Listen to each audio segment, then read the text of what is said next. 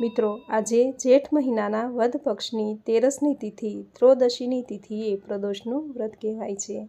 આ વ્રત રવિવારે આવતું હોવાથી તેને રવિ પ્રદોષ વ્રત કહે છે. આ વ્રત ભગવાન મહાદેવને સમર્પિત છે. 13ની તિથિ પ્રભુને અત્યંત પ્રિય છે. કહેવાય છે કે પ્રદોષનું વ્રત જે કોઈ ભક્તો કરે છે, આજે મહાદેવની પૂજા અર્ચના કરે છે, તેના પર પ્રભુ સદૈવ પ્રસન્ન રહે છે, તેની મનોકામના પૂર્ણ કરે છે. શત્રુ, બાધા, વિઘ્નો જો હોય તો તે દૂર કરે છે. મિત્રો, જીવનમાં આવતા કષ્ટ, સંકટ, બાધામાંથી મુક્ત કરનાર એકમાત્ર વ્રત જે મહાદેવનું પ્રદોષનું આપણા હિન્દુ ધર્મમાં પ્રદોષ વ્રતનું ખૂબ જ મહત્વ છે. દર મહિને સુદ અને વદ બંને પક્ષમાં ત્રયોદશી તિથિ આવે છે. ત્રયોદશી એટલે કે 13. આ દિવસે વ્રત કરવાથી મનુષ્યને સંતોષ અને સુખની પ્રાપ્તિ થાય છે. સઘળા પાપનો નાશ થાય છે. સંસાર સાગરમાં ડૂબેલા મનુષ્યો માટે પ્રદોષનું વ્રત પૂજન પાર લઈ જનારી નૈયા છે. શોક, ભય અને દુઃખથી પીડિતો માટે પ્રદોષ કાળે કરેલું શિવ પૂજન આશીર્વાદરૂપ અને કલ્યાણકારી છે. પ્રદોષમાં શિવજીની કરેલી પૂજા, આરાધના, મંત્ર જપ એ સર્વ વિપત્તિઓ દૂર કરે છે. દેવું, ગરીબ અવસ્થા, મરણ, દુઃખને દૂર કરી મનુષ્ય સંપત્તિને પ્રાપ્ત કરીને સુખ મેળવે છે. પ્રદોષ વ્રતથી પાપોમાંથી મુક્તિ, નિસંતાનને પુત્ર અને બંધનથી મુક્તિ મળે છે. સૌભાગ્યવતી સ્ત્રીનું સૌભાગ્ય અખંડ રહે છે. આ વ્રત તન, મન, ધનથી કરાય તો બધા જ પાપો નાશ પામે છે. સુતજી કહે છે કે પ્રદોષમાં 100 ગાયના દાન કરવા જેટલું પુણ્ય પ્રદોષ વ્રતનું પૂજન કરનારને મળે છે. પ્રદોષ વ્રત પૂજનના મહિમાને વર્ણવવાને આ જગતમાં કોઈ સમર્થ નથી. પ્રદોષ કાળે સર્વ દેવતાઓ ભગવાન શંકર પાસે ઊભા રહે છે અને સ્તુતિ કરે છે. ત્યારે ભગવાન શિવજી ભોળાનાથ નૃત્ય કરે છે. આથી સ્કંદ પુરાણમાં કહ્યું છે કે મહાદેવજીનું પૂજન દરેકે જરૂર કરવું જોઈએ. શિવ પૂજન, યજ્ઞ, હોમ, કથા, કીર્તન, સ્તુતિ અચૂક કરવા જોઈએ. આથી જ પ્રદોષ વ્રતમાં ભગવાન ભોળાનાથની પૂજા કરવી, સ્તુતિ કરવી, મંત્ર જપ કરવો. જો એ ન થઈ શકે તો પ્રદોષ વ્રતની કથા જરૂર સાંભળવી. કારણ કે ભગવાન ભોળાનાથ અત્યંત ભોળા છે. તેના ભક્તો તેનું નામ સ્મરણ કરવા માત્રથી જ તેના ભક્તોની દરેક દુઃખ, કષ્ટ, બાધા તે હરી લે છે, તેની પર કૃપા કરે છે. આથી પ્રદોષ વ્રતમાં જો તમે વ્રત ન કરી શકો, પૂજા ન કરી શકો, કોઈ મંત્ર જપ ન કરી શકો તો કથા જરૂર સાંભળવી. તો મિત્રો, આ હતો પ્રદોષ વ્રતનો મહિમા. હવે સાંભળશું પ્રદોષ વ્રતની કથા. બોલો ભગવાન ભોળાનાથની જય. પૂર્વકાળમાં એક પુત્રવાન બ્રાહ્મણી હતી. તેને 2 પુત્રો હતા. એ બ્રાહ્મણી ઘણી નિર્ધન હતી. દેવયોગે તેને એક દિવસ શાંડિલ્ય ઋષિના દર્શન થયા. મહર્ષિને મુખેથી પ્રદોષ વ્રતમાં શિવ પૂજનનો મહિમા સાંભળીને બ્રાહ્મણીએ ઋષિને પૂજનનો વિધિ પૂછ્યો. તેની શ્રદ્ધા અને આગ્રહ જોઈને ઋષિએ બ્રાહ્મણીને શિવ પૂજનનું વિધાન બતાવીને બ્રાહ્મણીને કહ્યું કે તું તારા બંને પુત્રો પાસે શિવજીની પૂજા કરાવ.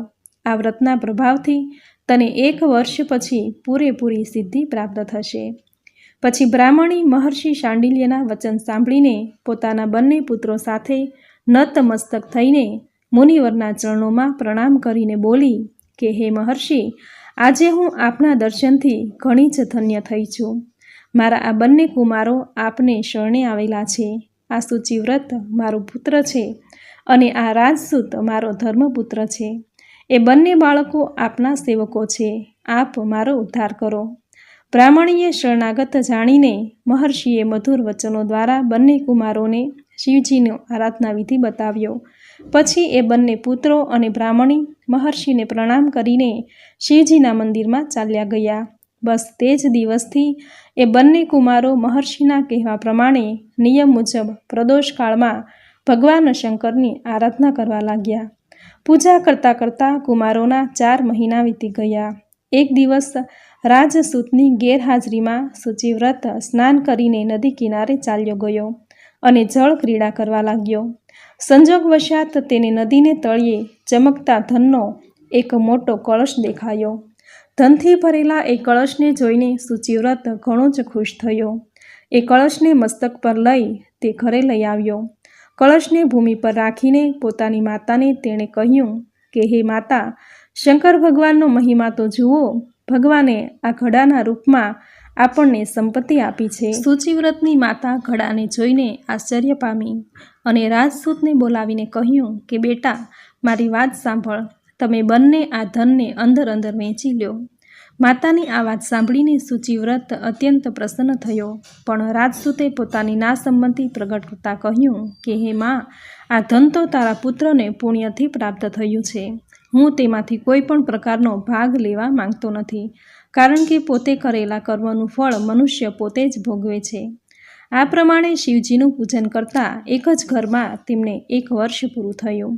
એક દિવસ રાજકુમાર બ્રાહ્મણ પુત્ર સાથે વસંત ઋતુમાં વન વિહાર કરવા ગયો. એ બંને જણ જ્યારે વનમાં ઘણે દૂર નીકળી ગયા ત્યારે તેને ત્યાં સેંકડો ગંધર્વ કન્યાઓ ખેલતી જોવામાં આવી. ગંધર્વ કન્યાઓને ક્રીડારત જોઈને બ્રાહ્મણ કુમારે રાજકુમારને કહ્યું કે અહીં તો કન્યાઓ વિહાર કરે છે, તેથી આપણે હવે આગળ જવું જોઈએ નહીં, કારણ કે આ ગંધર્વ કન્યાઓ તરત જ મનુષ્યોના મનને મોહિત કરી લે છે. તેથી હું તો આ કન્યાઓથી દૂર જ રહીશ. પરંતુ રાજકુમારે બ્રાહ્મણ કુમારની વાત સાંભળી નહીં અને વિહાર સ્થળે નિર્ભીક ભાવે એકલો જ ચાલ્યો ગયો. એ બધી જ ગંધર્વ કન્યાઓમાં મુખ્ય સુંદરી એ રાજકુમારને જોઈને મનમાં વિચાર કરવા લાગી કે કામદેવ સમાન સુંદર રૂપવાળો આ રાજકુમાર કોણ હશે.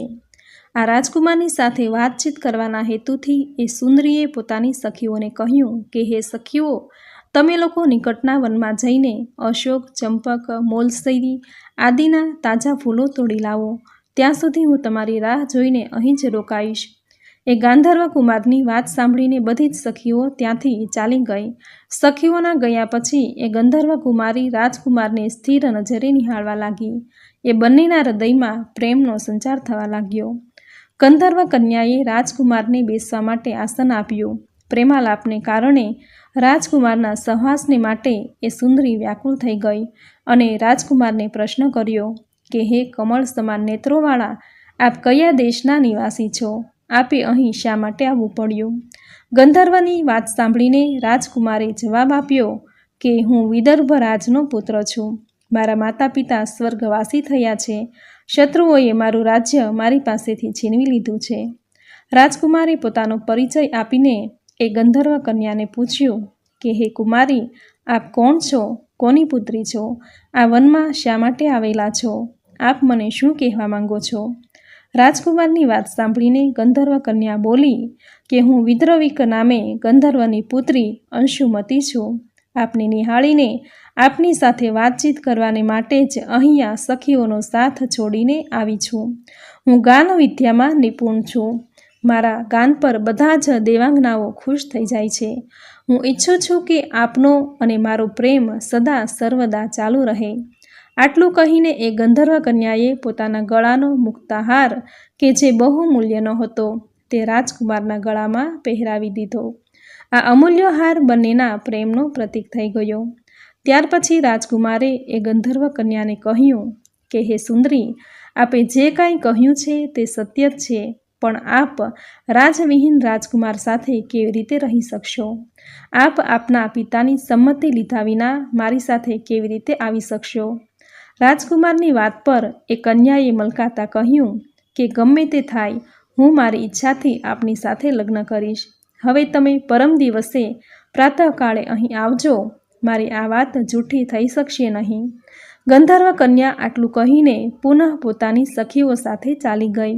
હવે આ બાજુ રાજકુમાર પણ બ્રાહ્મણીના પુત્ર સૂચિવ્રતની પાસે ગયો અને તેણે પોતાનું આખું વૃત્તાંત કહી સંભળાવ્યું. ત્યાર પછી એ બંને ઘરે પાછા ફર્યા. ઘરે પહોંચીને એ બંનેએ બ્રાહ્મણીને બધી વાત કહી, જે સાંભળીને બ્રાહ્મણી પણ રાજી થઈ ગઈ. ગંધર્વ કન્યા દ્વારા નિશ્ચિત દિને રાજકુમાર સૂચિવ્રતની સાથે પેલા વનમાં જઈ પહોંચ્યો. ત્યાં પહોંચીને એ લોકોએ જોયું તો ગંધર્વ રાજે એ બંને કુમારોનું અભિવાદન કરીને તેમને સુંદર આસન પર બેસાડ્યા. પછી રાજકુમારને કહ્યું કે હું પરમ દિવસે કૈલાસપુરી ગયો હતો. ત્યાં ભગવાન શંકર પાર્વતી સહિત બિરાજતા હતા. તેમણે પોતાની પાસે બોલાવીને મને કહ્યું કે ધર્મગુપ્ત નામનો રાજકુમાર રાજ્ય વિહોણો થઈને પૃથ્વી પર ઘૂમી રહ્યો છે. શત્રુઓએ તેના વંશને નષ્ટ ભ્રષ્ટ કર્યો છે. એ કુમાર સદા ભક્તિપૂર્વક મારી સેવા કર્યા કરે છે, માટે તું એની સહાયતા કરજે કે જેથી તે પોતાના શત્રુ પર વિજય મેળવી શકે. તેથી હું ભગવાન શિવજીની આજ્ઞાથી મારી પુત્રી અંશુમતીને આપને સોંપું છું. હું આપના શત્રુઓના હાથમાં ગયેલું રાજ્ય પાછું અપાવીશ. આપ આ કન્યા સાથે 10,000 વર્ષો સુધી સુખ ભોગવીને શિવલોકમાં ચાલ્યા જશો. શિવલોકમાં જશો છતાં પણ મારી પુત્રી આ જ શરીરથી આપની સાથે જ રહેશે. આમ કહીને ગંધર્વે પોતાની પુત્રીના લગ્ન રાજકુમારની સાથે કર્યા. દહેજમાં અનેક બહુમૂલ્ય રત્નો, વસ્ત્રો, રથ આદિ પ્રદાન કર્યા. આ ઉપરાંત દાસ દાસીઓ અને શત્રુઓ પર વિજય મેળવવાને માટે ગંધર્વોની ચતુરંગીણી સેના પણ આપી. પછી રાજકુમારે ગંધર્વોની સહાયતાથી શત્રુઓનો નાશ કર્યો અને તે પોતાના નગરમાં પ્રવેશ્યો. મંત્રીઓએ રાજકુમારને સિંહાસન પર બેસાડીને તેનો રાજ્ય અભિષેક કર્યો. હવે એ રાજકુમાર રાજ્ય સુખ ભોગવવા લાગ્યો.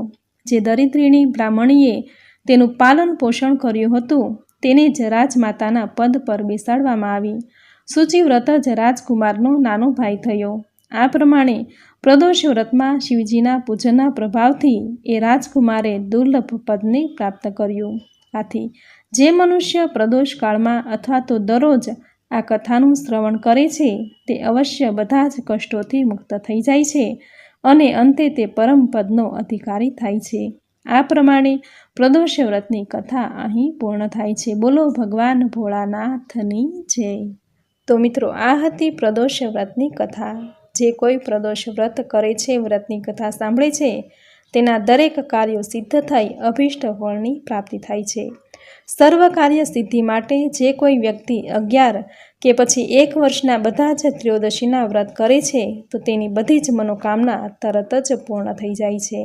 આવો મહિમા છે પ્રદોષ વ્રતનો. તો મિત્રો, આ હતું પ્રદોષ વ્રતનું મહાત્મ્ય અને તેની કથા, જે તમે પૂરી શ્રદ્ધાથી અંત સુધી સાંભળી, જે સાંભળવી તમને જરૂર ગમી હશે.